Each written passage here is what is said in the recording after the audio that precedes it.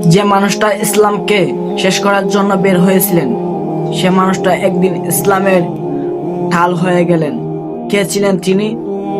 চলো জেনে নেই। তার নাম উমর ইবনুল খাত্তাব রাদিয়াল্লাহু তাআলা আনহু। তিনি ছিলেন শক্তিশালী এবং সাহসী আর ইসলামের কঠিন বিরোধী। একদিন তিনি বের হলেন রাসূলুল্লাহ সাল্লাল্লাহু আলাইহি সাল্লামকে হত্যা করতে। পথে শুনলেন তার নিজের বোন ইসলাম গ্রহণ করছে। রাগে ফুঁসতে ফুঁসতে তিনি বোনের ঘরে ঢুকলেন। সেখানে কুরআন আয়াত তেলাওয়াত হচ্ছিল। যখন তিনি আয়াত পড়লেন, হৃদয় কেঁপে উঠল। তিনি বললেন, এই কথা মানুষের হতে পারে না। সেই দিন তিনি ইসলাম গ্রহণ করলেন। সেই উমর ইসলাম ধ্বংস করতে চেয়েছিলেন।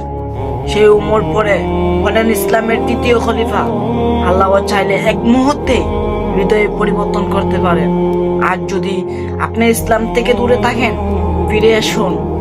হয়তো আল্লাহ আপনার মাধ্যমে বড় কিছু করতে চাচ্ছেন।